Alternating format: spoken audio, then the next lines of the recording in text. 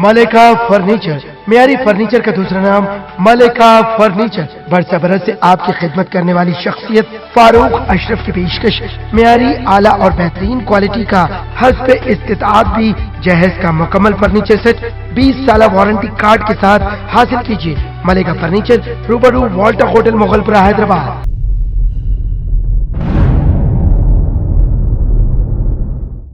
सोने की स्मगलिंग की कोशिश, एक शख्स गिरफ्तार। शमशाबाद इंटरनेशनल एयरपोर्ट पर कस्टम ऑफिसर्स की चेकिंग के दौरान एक शख्स के पास से करीब 2 किलो सोना बरामद हुआ। ये शातिर शख्स LED बल्ब्स में छुपा कर लाने की कोशिश किया, लेकिन इस शातिर की कोशिश नाकाम साबित हुई। ये सिंगापुर से हैदराबाद पहुंचा। इसे हिरासत में लेकर मजीद तफ्तीश जारी है। Bureau report INDtoday.com।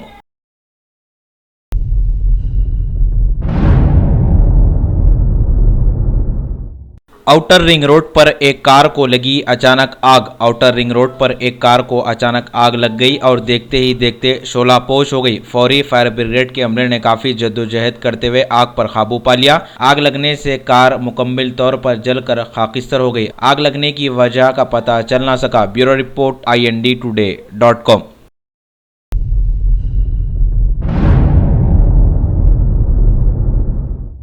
Uttar Pradesh के बाकी के हलकों और उत्तराखंड में इंतखाबी माहौल अब जोरों पर आ गया है। PM मोदी वहां पर BJP के लिए इंतहाई जोर लगा रहे हैं।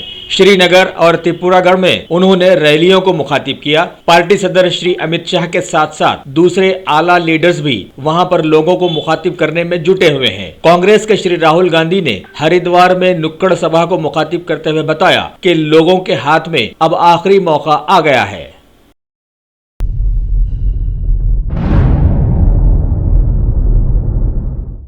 उत्तर प्रदेश में 73 हलकों के लिए वोटिंग पुरअमन रही और तनासुब 63% बताया गया है। वोटिंग के दौरान किसी भी नागहानी हालात की खबर नहीं मिली और लोगों का गुमान है कि आगे भी इसी तरह के हालात रहेंगे।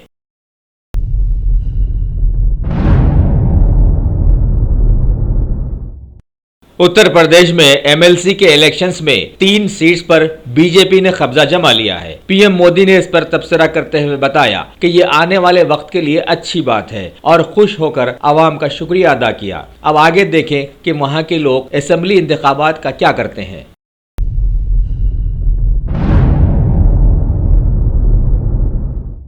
तमिलनाडु में सियासी ड्रामा जारी है और तेजी से हालात में तब्दीलियां आ रही हैं। अन्ना द्रमुक के बड़े लीडर्स और MLAs पनीर सेल्वा ग्रुप में शामिल हो रहे हैं। ऐसे माहौल में श्रीमती शशिकला ने उनके साथी MLAs से दोबारा बातचीत की और बताया कि हालिया माहौल पर वो गौर करेंगी। साथ ही साथ उन्होंने ये भी बताया कि राजभवन के बाहर वो धरना देने वाली हैं।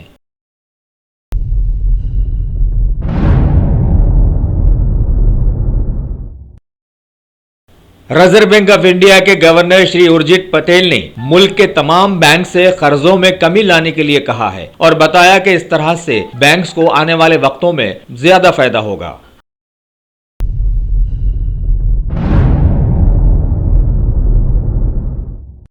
CBDT सदर श्री सुशील चंद्रा ने कागजी कंपनियों के खिलाफ मरकजी सरकार के एक्शन को काले धन के खिलाफ एक अहम कार्रवाई बताया और कहा कि रियासतों को दिए जाने वाले इंतखाबी फंड्स को महकमे इंतखाबात के सुझावों के मुताबिक मरकजी सरकार ने अमल में लाया है।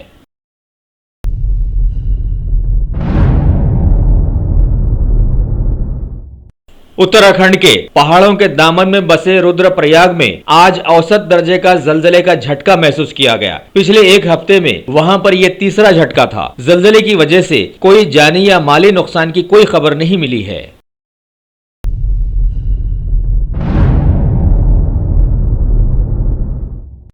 मुल्क में एक हफ्ते तक चलने वाला राष्ट्रीय उत्पादकता सप्ताह आज से शुरू हुआ। छोटे कामों को बढ़ावा देने वाली वजारत हर साल 12 फरवरी से 18 फरवरी तक ये हफ्ता मनाती आ रही है।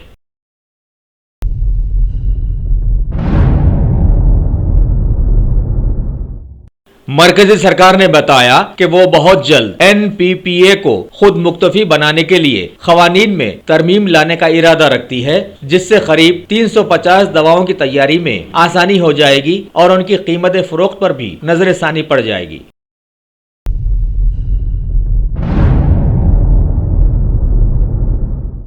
मरकजी वजीर श्री मुख्तार अब्बास नकवी ने दिल्ली में दूसरे हुनर हाट मेले का आज इफ्तिताह किया और बताया कि मुल्क भर के फनकारों को उनके शाहकार लोगों तक लाने के लिए कई जगहों पर मुल्क में स्टॉल्स लगाई गई हैं।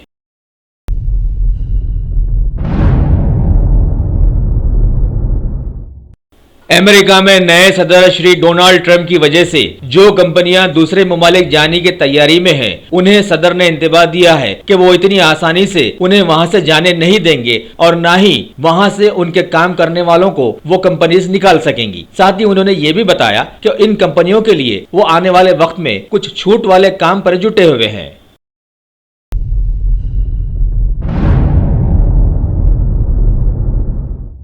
यूरोपीय ममालिक समिति के सदर श्री जांगर ने उनकी आला ओहदेदारों की एक बैठक में यूरोपीय इत्तेहाद पर आने वाले वक्त में अपने शक का इजहार किया है और बताया कि ब्रेक्जिट के बाद 27 मुल्कों का इत्तेहाद अब मुश्किल में नजर आता है और वहां के रुपये के उतार चढ़ाव को खत्म करने में भी उन्होंने बताया कि देरी लग सकती है।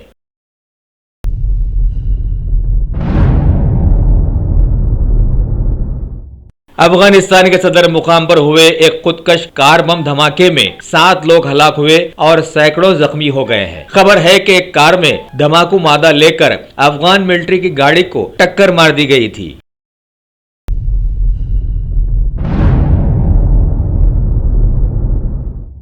हैदराबाद टेस्ट के तीसरे दिन का खेल खत्म होने तक बांग्लादेश की क्रिकेट टीम ने 6 विकेट के नुकसान पर 366 रन बना लिए थे, जबकि भारत के स्कोर से अभी भी वो 365 रन पीछे हैं। बांग्लादेश को फॉलो ऑन बचाने के लिए 166 रन की मजीद जरूरत है।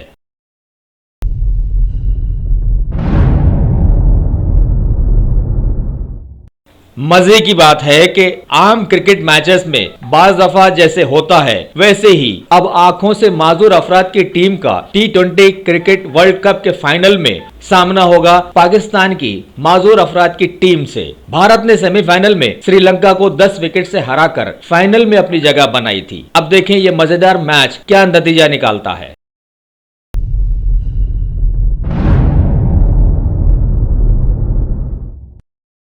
अक़लियती अक़ामती स्कूल्स के नए कैलेंडर की रस्म इजराई मुशीर हुकूमत अब्दुल क़य्यूम ख़ान के हाथों 2017 के नए कैलेंडर की रस्म इजराई अमल में आई। इस मौके पर सेक्रेटरी उमर जलील, माइनॉरिटी फाइनेंस कॉरपोरेशन के मैनेजिंग डायरेक्टर बी शफीउल्लाह, वक्फ बोर्ड के CEO असदुल्ला, हज स्पेशल ऑफिसर और उर्दू अकेडमी के सदर प्रोफेसर S.A. शकूर भी मौजूद थे। Bureau report IND today.com।